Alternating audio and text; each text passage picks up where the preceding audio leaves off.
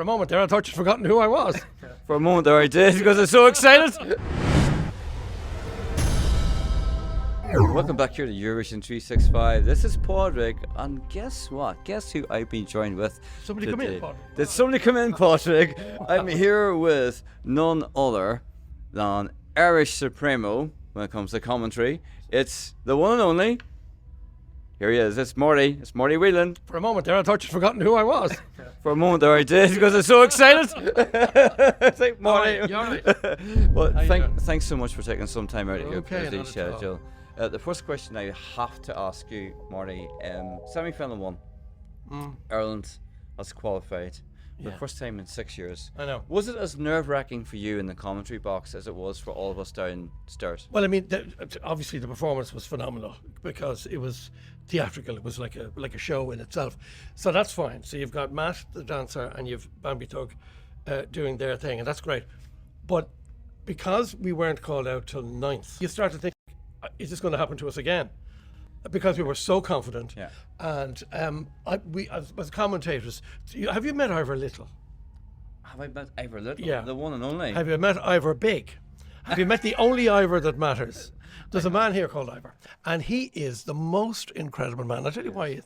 Because he brings us all together as a kind of a bubble, all the commentators over the years. And that's very important because you get to talk to each other. We get to chat about who we like, who we don't, and we tell the truth. And it's not spoof, it's the truth. And year after year, you get people kind of say, I don't know, or we like your song or whatever. So you get to have a relationship with them. And they were all saying good things about Bambie Thug and that we were going to be okay. And we felt it anyway. So when you come in and everyone is kind of positive and saying, yeah, and suddenly all the names are coming through and you're not one of them, petrified. Absolutely. And so the relief, which I think was fairly obvious if anybody heard the commentary, the relief for me was to be able to say, yes, we've actually done it and here we are and we're all set for the final. It's a very big deal. You're in a different level when you're in the final. Yeah. Because you haven't skin in the game, you're not in the game. What's that about? Exactly, and the thing about it is the flag parade is such a big feature now of the grand final, and it's great to see Ireland back in that flag parade at the start of the final. So it's so amazing, isn't it? It is amazing, and you know the interest now that suddenly happens from our point of view, the television audience that suddenly we will have that we didn't have, because if you're not in it, you'll have the real fans will be watching, of course, always, but now you're going to have people who kind of wandered into, the Eurovision's on, and now they really want to be a part of it, and have their parties and whatever. No, it's different. Our audience can certainly double on Saturday night now. Well, let's hope so. Absolutely. Absolutely. Now, I like the work. The work. I like the work. I want to keep it. Yeah, you don't want to be sent home. No, well, hopefully you'll not be sent home for quite a while. No. The whole theme of this year's contest, which I love actually as an older Eurovision fan, is like the sort of reflection on previous contests. Yes. Yeah. So my question would be to you, if you were to pick 2 Irish songs from the past that would feature in your postcard for Eurovision, what 2 songs from Ireland would you choose for that? Well, I've no option but to put Johnny Logan's Second Win as the first one, because that was the first one I commentated on, so I can't walk away from that. And he was here on the semi-final, and he looks phenomenal. And he's got a big birthday next week. He's going to be 70, and he looks terrific. And he sounds terrific. Yeah. So for me, Hold Me Now would have to be that song. And I suppose, when you look back at all the songs that we've sent, and quite often I look back and I'm old enough to remember things like the Swarbricks and all of that. And so plus 2? And plus 2, indeed. So it's not always just about the ones that win. Yeah. But that's, I suspect, what you're actually saying to me. I suppose as a song, which I've always enjoyed and we still play on the radio, the main one for me would be Charlie and Paul, the 2 boys, and the Rock and Roll Kids. Because Brendan Graham has such a link with the Eurovision from an Irish perspective.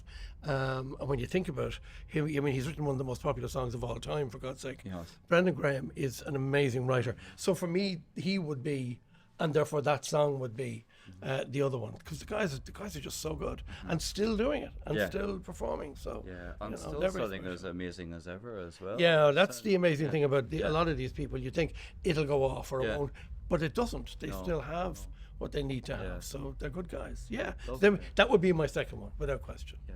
So those are a great choice. And Thank you. yeah. I suppose for me, my two would be definitely Johnny Logan as well. Yeah. But also horoscopes from 1981. Really? Yeah. Yeah. Linda Martin would have to come in there too as Well, well. Linda's a wonder. Is this a northern bias, do you think? I'm gonna. I don't want to say yes, but yes. No, no, but you're inside, you're nodding. And Eve Kavanagh's voice was unbelievable. I saw her sing recently, and she can still do it. That's an incredible ability to be able to do. So, we've been very lucky. But, I mean, this is the thing.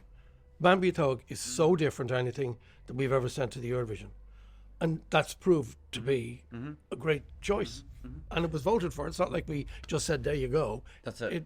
This was voted as our entry. So, Exactly. pretty thrilled about that. Exactly, and of course it's public vote alone that's decided. That's for, right. Which Yeah, is a it'll be good interesting to see positive what thing. juries Yeah. have to say. But I mean, that's for another day. I'm not going to worry at all about that. It doesn't Well, matter. are you kind of looking ahead? I suppose what would be the sort of dream result for Ireland? Obviously a win. Really a but win. What do you think? A win and bankrupt where I work, which would be fantastic, and I don't know what would happen. No, a win, but we're in the final. We came the here main thing. to make the final, to make the Grand Prix, and now we're in it. So as far as I'm concerned, we've already had success. We've already done what we wanted to do. Now it's a lap of the gods. Now we just have to wait and see, and that's fine. But as far as I'm concerned, I mean, top 10 would be wonderful. But I'm not going to whinge if it's number 18. I'm not going to whinge because we're in the final. That's it. And it's been 6 years. We haven't been here.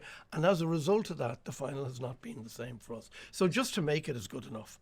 I'm not counting me chickens yet. You know what I mean? I have to just be happy with as we go. Absolutely. But for Bambie Thug, it's very important for them that they get the sense that they can, and I believe they do.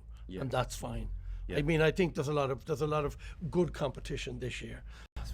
Croatia is very strong. It's an amazing song. There's quite a few of them that in that first semi-final particularly that were very strong. I love the German guy. I think he's got an incredible voice, this guy. But see, you just don't know.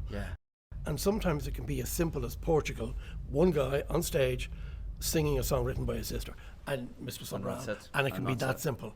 So there's never, people often ask me, you haven't, thank God, what's the secret, what's the trick, what is it? And I haven't a clue. What is the secret? What is the trick? Well, it's funny, I'm glad you asked me that. There isn't one. There's no guarantee of anything here. Do you know what I mean? There's no plan that says that's what it is, because everyone will tell you it's all about the song. It is, but quite often it's about a performance. That's what, I mean, you could look back at Lordy and think, what on earth? And yet, the song was a decent song. Performance was brilliant. It was completely out there. So you never know. You never know. And that's the beauty of the whole contest. You never know what's going to come.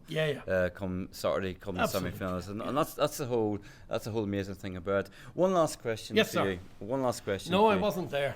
I was going. Yeah, you're covering all angles here. I was just going to ask you one last question. 1987 was your first Eurovision commentating. This is a tough question, maybe. What has been some of the highlights for you, or one or two? Well, that was a particular highlight because, firstly, I was with a colleague who I've been mad about for years, a man called Larry Gogan. And it was the first time to come to the Eurovision. So when you come to anything for the first time, it's fresh, it's new, and very exciting. I was in Larry's company, and that was a bit of an honour, and we had great fun. I remember we were in Moscow one year, and again with Larry, and a sense of being somewhere you would have no other occasion to be in, which is one of the great things about the Eurovision. We get an opportunity to go to cities around the world that we might never be in. I mean, what were the chances of me being in Baku, for example? There was no chance at all. And we've been back many times. No, I haven't. So you kind of say, well, what am I doing in Baku? It's Azerbaijan, but we send boxers to Azerbaijan. They're the only, as far as I know, that's our main link with them. But we've so you get to see places that you would never otherwise see. But I've fallen greatly in love with Northern Europe, with Stockholm, Copenhagen, with these Oslo, with this part of the world. I really, really, I feel it just a yen for it. I really love it, and I think that's part of the joy of it as well. You know, you're discovering different places Sure. that you mightn't otherwise be. Absolutely. You know, so I'm more than happy to go to Paris if they want to send me to Paris. I'm always available for Paris or Italy. It's Or quite Zagreb. or Zagreb, indeed. Or Dublin. No, Dublin's grand. Dublin's grand. No, Italy is my favourite country in the world, so Italy would be nice. Well, you've heard it here. You've heard it here. Well, thank you. All I just want to say is, obviously, you've made memories of the Eurovision from the past and from '87. Here's to more amazing memories Please for you God. in the future. Yeah, well, you're very good. I hope so. I just want to say thank you so much for allowing me to chat with you today. Don't be and silly. best of luck for the rest of the week.